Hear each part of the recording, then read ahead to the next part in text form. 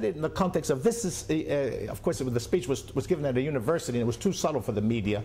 I don't think he meant to ignite, it was not an anti-Muslim speech. He was talking about how a Muslim theological scholarship should try to focus more on the relationship of revelation to reason, you see. And there's a tendency in theological interpretations in Islam. There are many schools of thought in Islam. But one of them is that will has primacy over intellect, which was the minority view of the Christian schoolmen in the Middle Ages. And he's saying if that view dominates, it tends to undermine the appeal to reason. Because if will is primary, then you really violate a principle that was discovered by Plato in the Euthyphro. Plato asked famously, does God love something because it is good, or is it good because God loves it? And the answer is supposed to be that God loves it because it is good. Does my mother love me because I'm good, or because am I good because she loves me? Hitler's mother loved him. That doesn't make him good. You see, so if something is good just because God loves it, then the God is pure will. But if God loves it because it is good, there's an objective standard of good over and against God. And Plato had the forms as co-eternal realities. He had God, but he also had the forms. So God would love something because this thing is subsumed under the objective form of the good. Otherwise everything becomes subjective, and even God is subjective. It's like the father screaming at the child, whether wisely or not, just do what I say, and no explanation given. And sometimes it's justifiable, and sometimes it isn't, but it doesn't matter because it came from power. And it's just an order. There's not to reason why, there's but to do and die, something like this. However, if there is an objective standard of reason that is available therefore to all intellects, syllogistically, using the syllogism, using reason, then there's an appeal to a universal set of laws, the laws of thought. That was the great thing that liberated ancient Greece, was the appeal to reason. That's what created the individuality, that the one individual could disprove the emperor.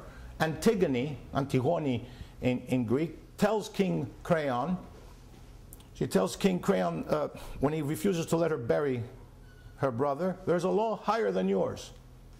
And it is the unwritten law, o agraphos nomos, and that derives from Zeus, apotondia, you see, from God. It derives from God. It's the higher law than yours.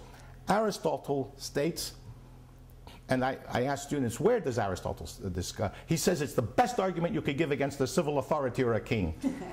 Now, where does he state it? And some students go, the Poetics, because it had to do with the play. I said, very good guess, but it's not there. I say, the Politics, because it has to do with politics. I said, very good guess, it's not there. It's in the Rhetoric. It's in the Rhetoric as the best argument that one can level against an authority to appeal to a higher standard. And again, that would show the difference between logos and vuli, logos and will.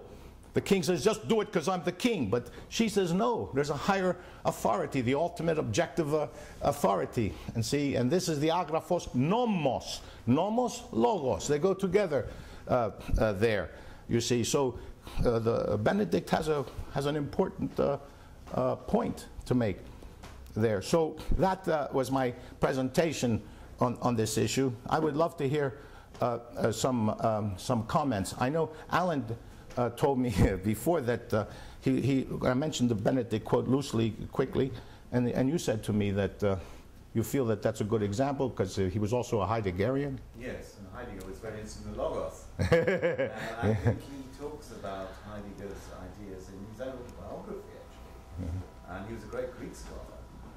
I know when Pope Benedict was taken off, arrested by the Allies because he had worked for the SS as a boy, recruit. His mother gave him some pencil and paper to take to the internment camp, and he wondered why. And then he started writing ancient Greek hexameters in prison. So he is a scholar, but a very smart boy. So he was sort of well cast be in charge of the Inquisition and the distinctions between good and bad and virtue and the perfection of God and human imperfections, I think. So, I always look on the dark side, by the way. Yeah. But Heidegger's interested in Heraclitus or Heraclitus. Called logi. Yes. So a logos is a lecture too. It's a lesson, a lecture, a discourse. And it was a term sometimes used also for oracles as well. Yes. Yes. And dialectics is, the word dialectics is based on logo and antilogo. You see. So you have the... Or logos dialectics. In everyday Greek, we have the expression antilogo, right? So it's like thesis, antithesis, synthesis. Yeah?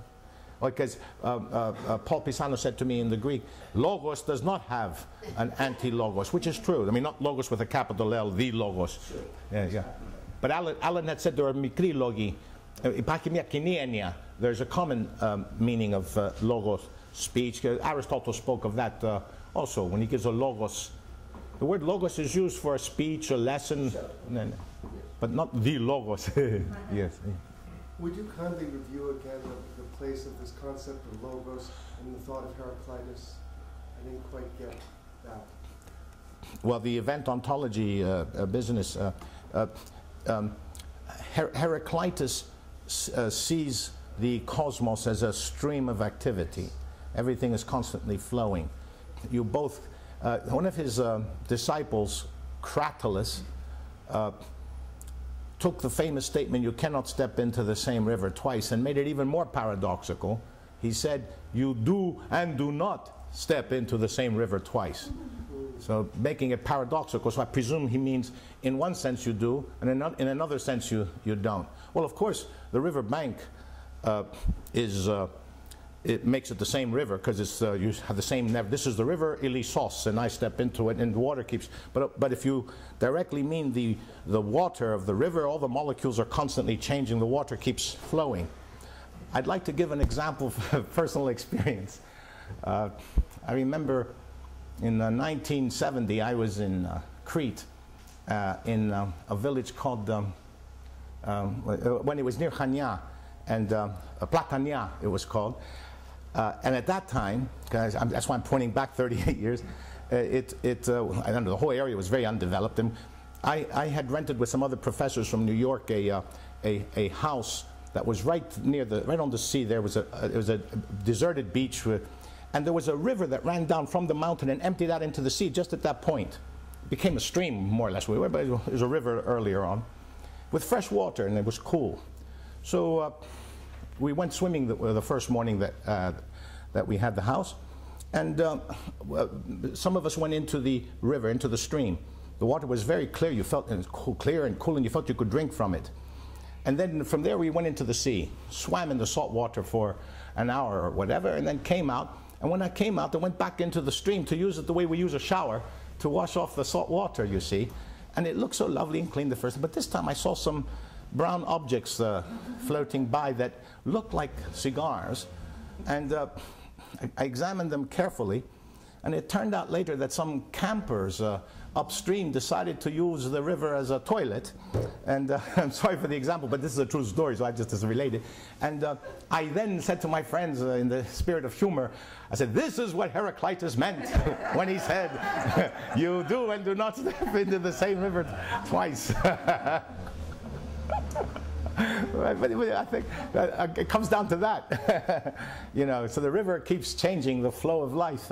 So this is how he saw nature. But he wanted at that point, at a very interesting juncture, he wanted in the fragments that we have to make it clear that this didn't mean that things were chaotic, even though there's this constant flow. He meant to say that the flow was ultimately lawful.